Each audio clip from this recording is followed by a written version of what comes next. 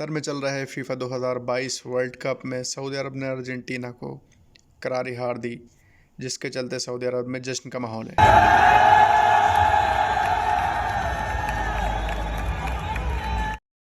राजस्थान में 11 जोड़ों को शपथ दिलाई गई, जिसमें कहा गया कि वे ब्रह्मा और विष्णु को नहीं मानेंगे। वो इस सिद्धांत में मानेंगे कि सारे मनुष्य एक समान हैं।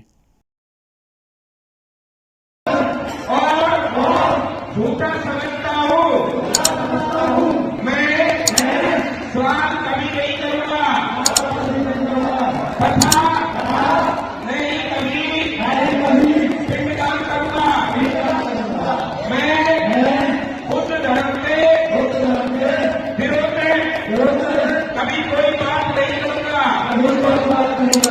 मैं कोई भी क्रियाकलाप ब्राह्मणों के हाथ नहीं कराऊंगा। मैं इस सिद्धांत को मानूंगा कभी मनुष्य समान है। असदुद्दीन ओवैसी ने कहा कि बीजेपी की जीत के लिए कांग्रेस खुद जिम्मेदार है, वो नहीं। कांग्रेस बहुत कमजोर हो चुकी है। 27 साल से नरेंद्र मोदी इनको चाय पिला पिला कर हरा रहे हैं। 27 साल से नरेंद्र मोदी कांग्रेस के लोगों को चाय पिला पिला कर हरा रहे हैं। और चाय में मेरे ख्याल से चाय कम होती, दूध और मलाई ज्यादा होता है। तो कांग्रेस जिम्मेदार है 27 साल से अगर भाजपा गुजरात में जीत रही है तो। मगर कांग्रेस के लोग क्या बोलेंगे? नहीं नहीं, ओवैसी आने की वजह से भाजपा जीतेगी। बोलते हैं ना, ये वोट काटेगा। अरे मैं काटने नहीं आया हूं, मैं मिलाने आया हूं, हक लेने आया हूं गरीबों का। अब 182 में से अगर हम 13 लड़ रहे हैं तो बचे 169, बचे ना। आप पूरे जीत जाओ, कौन रोक रहा आपको? आप नहीं जीत पाएंगे। और बोलते हो वैसी भड़काऊ भाषण देता है।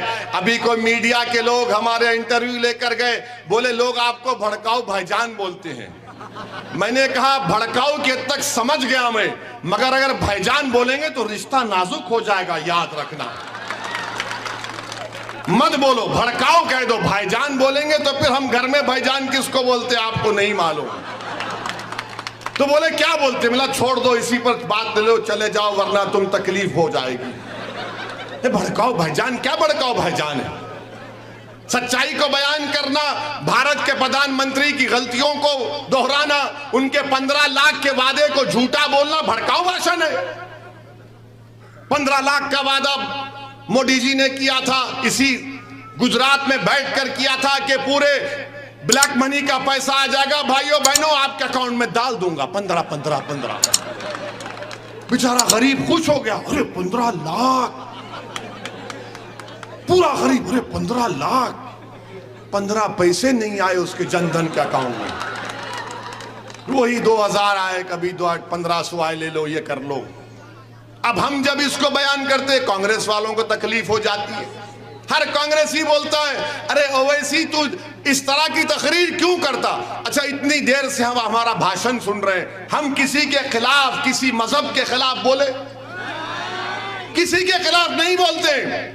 अब इनको तकलीफ क्या है कि ये कैसे बोलता है? अरे तुम भी तो बोलो, अल्लाह तुम्हारे को भी जबान दिया ना, मगर तुम्हारी जबान नहीं चलेगी क्योंकि तुम्हारी जबान कॉम्प्रोमाइज कर चुकी है मोदी के साथ। तुम्हारी जबान इसलिए नहीं चलती क्योंकि तुम्हारे सीने में गरीबों की तकलीफ नहीं है। तुम्हारी जबान इसलिए नहीं चलती क्योंकि तुम गरीबों की तकलीफ अपने सीने में महसूस नहीं करते। और मेरा मानना यह है कि जो शख्स गरीबों की तकलीफ को अपने सीने में महसूस करता, जो रात के अंधेरे में उठकर इन गरीबों के लिए अल्लाह से दुआ करता कि अल्लाह मैं भी गुनाहगार हूं, इन मजलूमों पे तो रहम कर दे, उसी की जबान चलती है। क्योंकि धड़कता हुआ दिल चाहिए जबान चलने के लिए। जिसका दिल मुर्दार हो गया उसकी जबान नहीं चलती। मेरी बात को याद रखो आप। संजय रावत ने महाराष्ट्र के गवर्नर को बताया भारतीय जनता पार्टी का प्रचारक। हम उनको गवर्नर मानने को ही तैयार नहीं। वो भारतीय जनता पार्टी के विनम्र सेवक है, प्रचारक है भारतीय जनता पार्टी के। जो गवर्नर होता है, जो राज्यपाल होता है, वो बहुत ही तटस्थ और निष्पक्ष होता है। वो हिंदुस्तान का संविधान का ध्यान रखता है और निर्णय देता है, और बोलने में और आचरण में उनका एक प्रतिष्ठा रहती है। लेकिन जिस तरह से हमारे गवर्नर साहब ने 1 साल या 2 साल में इस प्रकार की वक्तव्य की है, तो महाराष्ट्र की जनता कुछ नहीं, छत्रपति शिवाजी महाराज के ऊपर कुछ भी बोलेंगे, महात्मा फुले के ऊपर बोलेंगे, सावित्रीबाई फुले के ऊपर आप कमेंट्स करेंगे। ये क्या महाराष्ट्र को आपने तमाशा बना, खेल बना के रखा है क्या कोई? हाँ, तो लोगों में गुस्सा आप देख लो, कभी भी राज्यपाल के खिलाफ इतना गुस्सा किसी राज्य में नहीं हुआ था। लोग उनको जूते मार रहे हैं, लोग आंदोलन कर रहे हैं।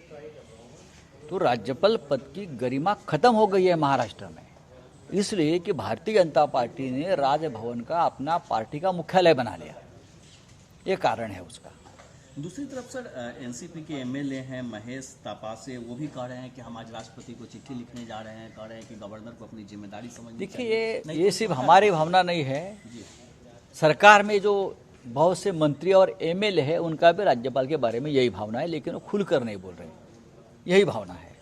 जैसे दिल्ली में सत्येंद्र जैन जो जेल मंत्री हैं, वो जो मसाज करते हुए दिख रहे हैं, मुझे मालूम नहीं। ये वीडियो अगर आपको पसंद आई हो तो लाइक करें, शेयर करें एंड कमेंट करें।